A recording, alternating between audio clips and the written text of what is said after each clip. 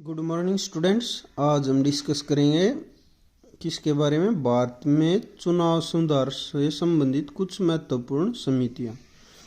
भारत में जो इलेक्शन होते हैं उनके में समय समय पर कुछ बदलाव किए गए थे, उनके लिए नए नए कानून बनाए गए थे। उनमें सबसे पहले आता है मतदाता की आयु 18 वर्ष किस समिति के द्वारा निर्धारित की गई थी। मतलब कि पहले ये नहीं होता था कि इलेक्शन में कब कितने वर्ष के लिए का उम्मीदवार मतदाता वोट डालेगा। ठीक है, तो सबसे पहले कौन सी समिति थी? तारकुंडे समिति। इसके अध्यक्ष भी कौन थे? वीएम तारकुंडे, 1974 में। इस समिति ने क्या निर्धारित किया है कि मतदाता की आयु कितनी होनी चाहिए? 18 वर्ष होनी चाहिए। दूसरी समिति कौन सी आई थी? किस मतदाता या चुनाव सुधार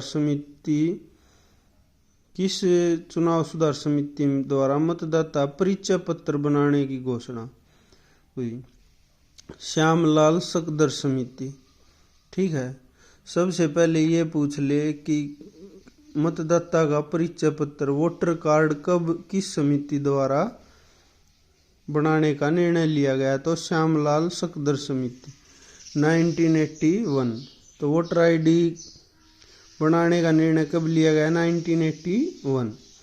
किस समिति द्वारा यह निर्णय किया गया कि एक से अधिक क्षेत्रों से चुनाव लड़ने के लिए मना किया गया? टीएन शेषन समिति। ठीक है, पहले क्या होता था, जो चुनाव होता था उसमें एक उम्मीदवार दो या उससे अधिक से भी चुनाव लड़ते थे। लेकिन उसके बाद क्या हुआ कि एक समिति आई, कौन सी? टीएन शेषन समिति। इसमें क्या निर्णय लिया गया कि एक उम्मीदवार सिर्फ एक ही स्थान से चुनाव लड़ सकता है। तो कौन सी समिति? टीएन शेषन समिति, 1992। किस समिति द्वारा चुनाव खर्च हेतु सार्वजनिक कोष बनाने की घोषणा की गई? ठीक है, मतलब कि सार्वजनिक कोष क्या हुआ? लोकसभा का चुनाव है तो पूरे भारत के अंदर वह चुनाव कराया जाएगा और उस चुनाव के अंदर कितना खर्च होगा उसके लिए एक सार्वजनिक कोष बनाने की घोषणा किस समिति के अंतर्गत करी गई? इंद्रजीत समिति, 1998। अब कौन सी आ जाती है? किस समिति द्वारा ईवीएम का प्रयोग आरक्षण के लिए चक्रानुसार पद्धति अपनाई गई? जैसे इलेक्शन होता है तो इलेक्शन के अंदर क्या होता है कि आरक्षण की सीटें निर्धारित होती हैं।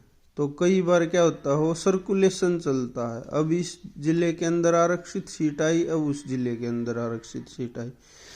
तो इसकी चक्रानुसार पद्धति आरक्षण की किस समिति के द्वारा निर्धारित की गई थी? दिनेश गोस्वामी समिति, 1989। लास्ट कौन सा होया था?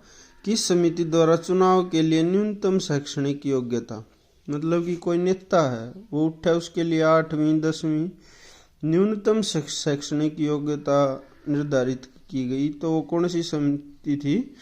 संथानम समिति, 1983। ठीक है, ये कुछ महत्वपूर्ण समितियां थी जो इलेक्शन के लिए नए नए रूल को बनाने के लिए कार्य किया। इन समितियों के कारण ही महत्वपूर्ण रूल बनाए गए और उन रूलों को आज तक भी फॉलो किया जाता है। उनमें से मुख्य क्या है कि न्यूनतम शैक्षणिक योग्यता हो और आरक्षण की चक्रानुसार पद्धति हो और वोटर कार्ड हो और चुनाव खर्च सीमा हो। ये मुख्य समितियां हैं, तो इनको जरूर से जरूर ध्यान रखिए, किसी भी एग्जाम में अवश्य पूछी जा सकती है। अब आ जाते हैं परिसीमन आयोग। परिसीमन आयोग से पहले समझते हैं कि ये परिसीमन आयोग होता क्या है। परिसीमन आयोग अब तक भारत में 4 बार गठित किया गया। ये पूछ ले सबसे पहले परिसीमन आयोग कब गठित किया गया? तो 1952 के अंदर, दूसरा 1962, तीसरा 1973, चौथा 2002 ईस्वी। ठीक है, तो ये सबसे पहला है महत्वपूर्ण परिसीमन आयोग सर्वप्रथम कब बनाया गया था? 1952 के अंदर। ठीक है, अब होता क्या परिसीमन आयोग? अब एक मुख्य एग्जाम्पल ले लेते हैं हम जम्मू कश्मीर विधानसभा का, जिसमें 111 सीटें हैं, लेकिन जम्मू कश्मीर के संविधान की धारा 47 के मुताबिक, किसकी? संविधान की धारा 47 के मुताबिक 24 सीटों को पाकिस्तान प्रभावित कश्मीर के लिए खाली छोड़ा गया, जबकि 87 पर ही चुनाव होते हैं। जम्मू कश्मीर में कितनी सीटों पर चुनाव होते हैं? 87 सीटों पर, और 24 सीटें किसके लिए खाली छोड़ी गई? पाकिस्तान प्रभावित क्षेत्र के लिए। ठीक है, और जो ये 87 सीटें इन्हीं पर चुनाव होते हैं। जम्मू कश्मीर आखिरी बार 1995 में परिसीमन बनाया गया था। केंद्र सरकार ने जम्मू कश्मीर क्षेत्र में विधानसभा सीटों की संख्या को बढ़ाना चाहती थी और कश्मीर क्षेत्र में घटाना चाहती थी। 1995 में आखिरी बार परिसीमन किया गया था जम्मू कश्मीर में। उसमें क्या किया गया था कि केंद्र सरकार जम्मू क्षेत्र में विधानसभा की सीटों को बढ़ाना चाहती थी और कश्मीर क्षेत्र में घटाना चाहती थी। ठीक है, केंद्र सरकार जम्मू कश्मीर में नए परिसीमन आयोग को लागू करने पर विचार कर रही, ताकि पूरे प्रदेश में क्षेत्रफल और जनसंख्या के आधार पर लोकसभा और विधानसभा की सीटों का बंटवारा किया जा सके। तो अब आपको इतना तो पता चल गया होगा कि जो ये परिसीमन आयोग होता है, ये इसका महत्वपूर्ण कार्य ही क्या है कि जनसंख्या के आधार पर जो क्षेत्रफल होता है उसको लोकसभा और विधानसभा में सीटों का बंटवारा किसके द्वारा किया जाता है? परिसीमन आयोग के द्वारा। और इसका मुख्य कार्य क्या है? सीमाओं का निर्धारण। जैसे लोकसभा की का क्षेत्र है, उसकी सीमा का निर्धारण कौन करता है? परिसीमन आयोग करता है। ठीक है, और परिसीमन आयोग के अंतर्गत क्या हुआ? एक 84वें संविधान संशोधन 2026 के अंदर क्या बताया गया था कि अब तक 2000 से लेकर और 2026 तक क्या नहीं होगा?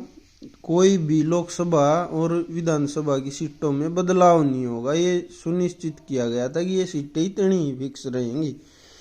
ठीक है, तो आज हमने किसके बारे में डिस्कस किया था? परिसीमन आयोग के बारे में। परिसीमन आयोग सबसे पहले कब आया? 1952 के अंदर, और दूसरा कब आया? 1962, तीसरा 1973 और चौथा 2002। इसके बाद कोई भी परिसीमन आयोग नहीं आया। ठीक है, परिसीमन आयोग का मुख्य कार्य क्या है? जनसंख्या के आधार पर क्षेत्रफल और लोकसभा विधानसभा क्षेत्रों का सीमाओं का निर्धारण कौन करता है? परिसीमन आयोग करता है। ठीक है, आप कमेंट के अंदर ये ज़रूर बताएं कि अगली वीडियो किस टॉपिक पर बनाई जाए, और ऐसी महत्वपूर्ण वीडियो के लिए चैनल को सब्सक्राइब करें और कमेंट में ज़रूर बताएं कि अगला कौन सा टॉपिक होना चाहिए। धन्यवाद।